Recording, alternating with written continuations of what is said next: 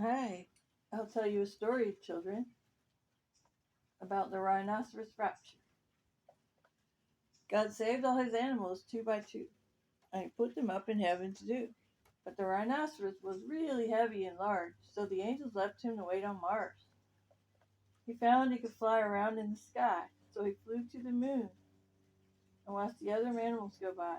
He asked God, "Why, oh, why do I wait?" And God said, "Don't you know you wait for a mate? She will be like you and different too, and you both will live with me in heaven too. And don't be a rhinoceros." And when he saw her floating weightless by, a lady rhinoceros, great big and shy, he said, "She is totally gross, just like me, a rhinoceros." She knew she was a muddy, dirty thing too, and she would really love him in heaven's zoo. And he said, "She is gross just like me," so he leaped from the moon and went over to see. Past the stars way above was the zoo, and there was room for lots more than two. The rhinoceros knew, so he flew, and he met his mate at the gate to the zoo. And Jesus gave me 8 verses to confirm the rhinoceros. The unicorn is the rhinoceros. And there's a singing woman pet prophet in Hosea 2:14-19. And an end time covenant with the animals. So that's important. And then Isaiah 11 and Isaiah 66:23 and Revelation 5:13. And every creature which is in heaven and on the earth and under the earth, and such as are in the sea, and all that are in them, heard I saying, "Blessing and honor and glory and power be to him that sits on the throne and to the Lamb forever and ever." So that's one of the stories that Jesus gave me for you kids. And here's another one, born in a barn. On the night Jesus was born, the barn was full of animals. They talked. The rooster said, "I was right there. I saw the whole thing go down. You missed it. You shepherds missed the whole show. Where were you?" "What? You were in a field? Man, you are late." The cow said, "Isn't he beautiful?" "Shh, they are sleeping. Don't wake them up, rooster." The bull said, "I bowed down when I saw him. I couldn't stop crying. I love him so much." The rhinoceros said, "I'm from far away. It's amazing I got to see him being born. The King of Kings and Lord of Lords, born right here in a barn. Why, I have never even seen a barn before. I can hardly believe my eyes." The other animals were surprised to see me here and were not happy when I took up half the space. They said I stunk. "I think I smell just like he wants me to smell. I know I do. He made me." The donkey said, "I will carry him anywhere he goes. We all saw him being born, and we cried with joy. I do say, that weird guy in the back for sure does stink, and he takes up half the barn." The rooster said to the shepherds, "Oh, the angels told you, huh? Nobody had to tell me. I got eyes." The rhino said, "When I get a mate and have children, I will tell them all about this." The rooster said, "Nobody ever gonna have you, Rhino. You're too big and stinky. Woo!" Cow said, "You both just need to settle down. They need some rest. Shh, be quiet." Rhino says, "But I'm whispering." The rooster said, "You got that right. Your butt is way too big. No buts about that. Go to sleep. You're waking us all up."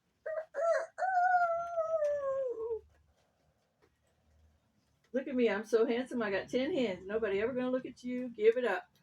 Cow said, "Somebody gonna have you for dinner, Rooster, if you don't let them sleep. Shh. You wake us up at the crack of dawn. Look at the shepherds. They're quiet." The dog said, "I just love all y'all. But right now I can sure use some chicken. I'm hungry. I could try blaming the fox again. I feel terrible when I eat a raw rooster. I'm not supposed to. But wait, they just threw out the garbage. The Lord provided for me. Thank you, Jesus." Everything changed the night Jesus was born. The Son of God was born in a barn. Angels told the shepherds the Savior is born and rushed over to see.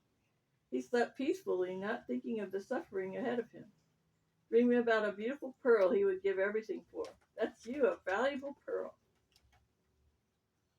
And Matthew 13, again, the kingdom of heaven is like a merchantman seeking goodly pearls, who, when he had found one pearl of great price, went and sold all he had and bought it. And Hosea 2:14-19. "And in that day I will make a covenant for them with the beasts of the field, and with the fowls of heaven, and with the creeping things of the ground, and I will break the bow and the sword and the battle out of the earth. And I will make them to lie down safely, and I will betroth you to me forever. And I will betroth you to me in righteousness and in judgment, in loving kindness and in mercies." So nice. So let me give you another one about Noah, Noah's Ark, and the animals there. It's cool. Noah and his doomsday helpers. I have to get it out. So hold on a second. Noah prepares with his helpers. So Elijah and Noah were telling me this story and called me little Elijah. And I said, Elijah, eat my dust. And he laughed. He said, I will kiss your cheek, Mama. And I gave you some of this dust. It's so funny he called me Elijah, Mama. Elijah called me Mama. God saw, here's the story. God saw the people on earth were really evil and bad at their very soul. And they all deep down hated each other and hated God. Because some bad angel had married people and mixed their seed with mankind. So huge monsters with appetites for eating men's flesh were born to them. They brought so much evil on the earth and ate animals and people. They were like Abiyo-yo giants and taught people to use things that God made for our good and turn it to evil. So the earth stunk up to heaven, and it's so much worse now. People were hurting each other and meanies. Cain killed Abel. But one man and his wife heard God say, and this is long after. One man and his wife heard God say, "Go build an ark," and told them how to do it. And God supplied miracles to help Noah. And so, and he Nobody could possibly do that unless God was with him every step of the way. So Noah was not alone, and the animals were on his side along with the angels of heaven, supporting him and making the work go faster. Even Enoch was helping him, okay? And God said, Noah, build a huge boat and make a place for a few of all the animals. I will save them and you and start all over again, since those people don't care about themselves, each other, or me. God said, they won't listen to me no matter what I say. I have to start all over again with some good ones. So Noah said, are you going to save me and my kids? God said, yes, I see that you love me with all your heart, mind, and soul. So I'll save your family and start over with you. If you can get other people to listen to me, they can go with you. Speak to these people for me and make the ark, since I already saw how they will respond to the message from my heart. God said they won't listen to me. Noah's 2 donkeys carried wood and helped Noah gather supplies. They cheerfully sang when he called them and knew where to find the food. They were useful to Noah and loved him like a friend. He made them hee-haw with laughter. Noah had a sense of humor. He was their friend and boss man. So God gave Noah the plans for a place for every animal and how to supply for it. It was impossible for it to be done, but Noah believed God would supply what he needed since God was with him all the time. Noah walked with God and heard him talk to him like a friend. So God told Noah the plans and gave Noah songs to call the animals. They sang together while he worked. And the angels of heaven helped him too. All kinds of people brought supplies from all over the world. And how did they even know to do all that? The ark was like a little houseboat for the earth. And God gave Noah witty inventions to help him speed the work. And Noah had the spirit of wisdom living in him.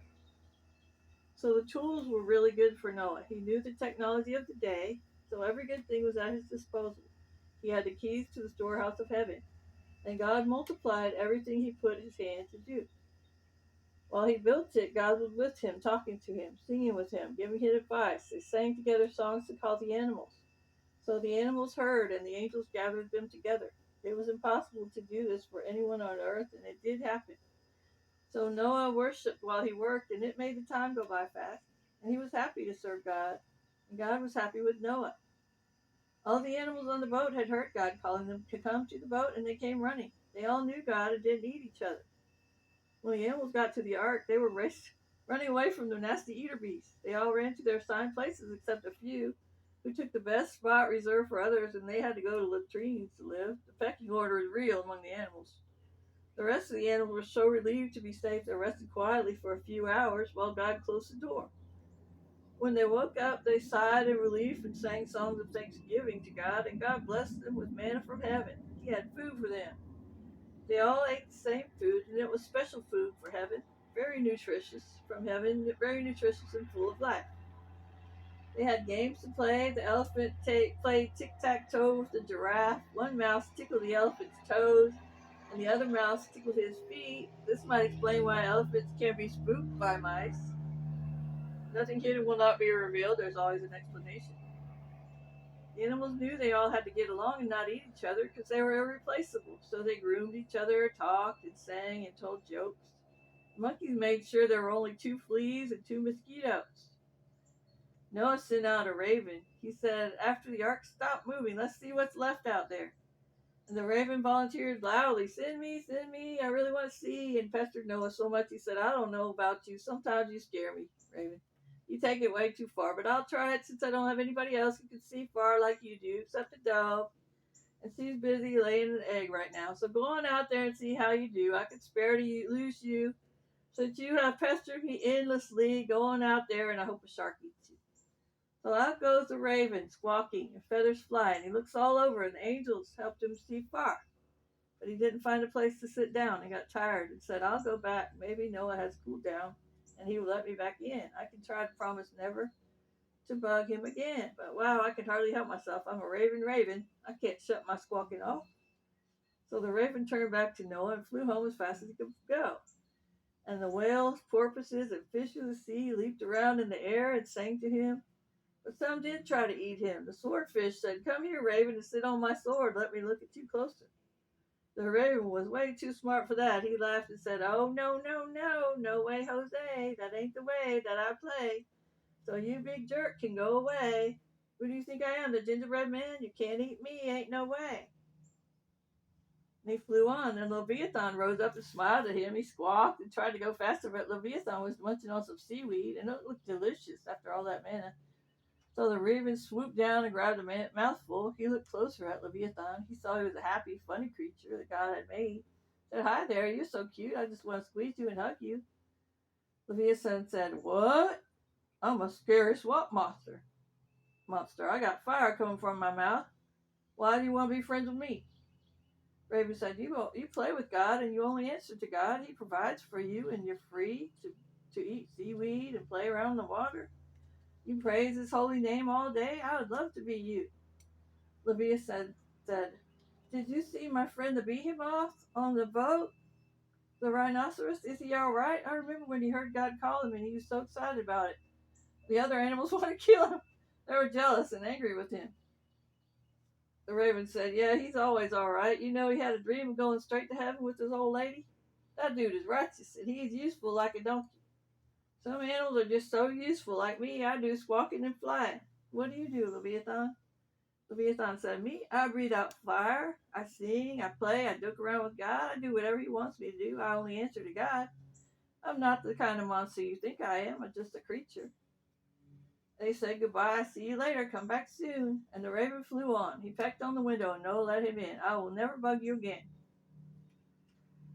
Of course, Noah fell for it. The raven tried to tell Noah what had happened, and Noah said, you can't do anything right but eat seaweed. Go to your room. I'm still upset with you. The poor raven knew he'd done the only thing possible, and he was sad. Noah didn't understand, but he was still happy to be part of the new thing springing up, so he rested. There were so many animals all squished into a small place. They had to get along, and they sang together while Noah and his family played music and sang outside. It was scary outside, the noise. They felt like they were in a roller coaster ride, waves crashing, thunder and lightning, rocking and rolling around, thunder sounding for 40 days and 40 nights, and God distracted them from their fear and helped them rest in peace. Over 144,000 animals were there, and they didn't hurt each other. They all heard God's voice since they had heard him call them to come to the ark. And you can hear his voice too. Ask him questions. He hears you. And I'll tell you a story about two donkeys. Two singing donkeys. Because the Lord made me a pet prophet. Two weird pet prophet.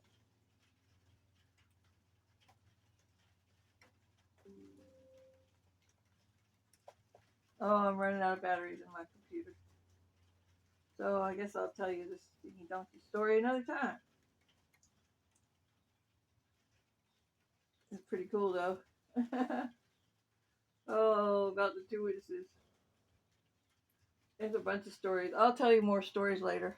God bless.